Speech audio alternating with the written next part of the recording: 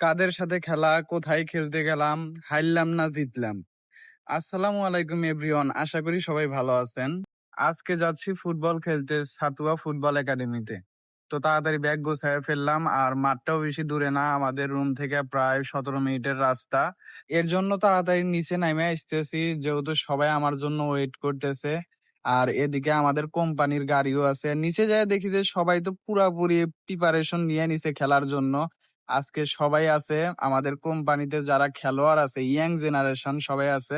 আমি আবার বলটা একটু হাতে নিয়ে দেখলাম। পরে আমাদের কোম্পানির গাড়িও চলে আইছে, আমাদের কোম্পানির গাড়িতে আমরা যাব মাঠে। সবাই তো গাড়িতে অলরেডি উঠে পড়ছে, শুধু আমি বাকি। সাগর বাইরে আবার বলটা দিতে নিছি, সাগর ভাই আবার মস্কারি শুরু করে দিছে। গাড়িতে ওঠার পর সাগর ভাই আবার বলতেছে ভিডিও হয় নাকি। পরে সে আগের স্টাইলটা আবার দিয়ে দিল, এই স্টাইলের নাম আমি জানি না।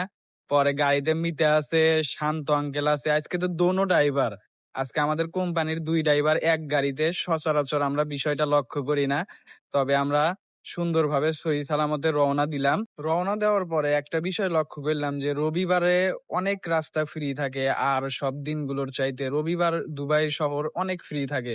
কারণ রবিবার তো সাপ্তাহিক ছুটি, তাই আমাদের তেমন ট্রাফিকের মধ্যেও পড়তে হয় নাই। রাস্তা একদম ফাঁকা ছিল। 17 মিনিট লোকেশনে দেখাইছে, সিধা 17 মিনিটে লাগছে।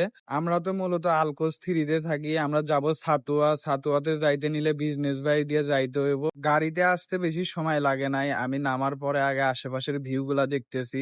আলহামদুলিল্লাহ, অনেক সুন্দর একটা জায়গা সাতুয়া। আপনি যদি দুবাই থেকে থাকেন, আপনি অবশ্যই জানবেন সাতুয়া কতটুকু সুন্দর জায়গা।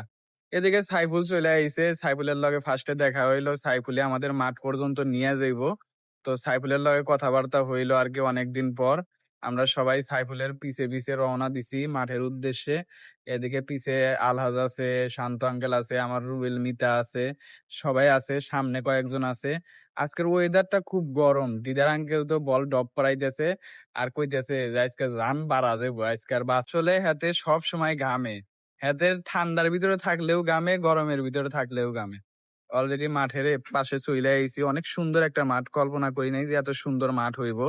তো মাঠের ভিতরে ঢুকে পড়লাম। অলরেডি সবাই প্র্যাকটিস শুরু করে দিছে, বিপক্ষ দলের খেলোয়াড়রা। আমি সবার লগে কথা কওয়া বাদ দিয়ে আগে গেলাম একটা ফুটবলের শট দিমু। তো ফুটবলটা বসাইছি, বসায় শট দিতে নিমু, ওই সময় আমার মিটে যায় ফুটবলের শট দিয়ে দিছে। তো আমি আর শট দিতে পারি নাই। পরে আর একটা বল পাইলাম, বিপক্ষ দলের খেলোয়াড়দের বল। পরে গেলাম যে আমি আজকে শট দেবো বিপক্ষ দলের খেলোয়াড়দের গোলকিপারের কাছে। আমি নিজেও গোলকিপার, তবে বল তেমন জুত মতো মারতে পারি নাই। পরে ব্যাগটা হাসাহাসি শুরু করে দিল। পরে সাইফুল আর আমার লগে একটু দৌড়াদৌড়ি হয়ে গেল। পরে দৌড়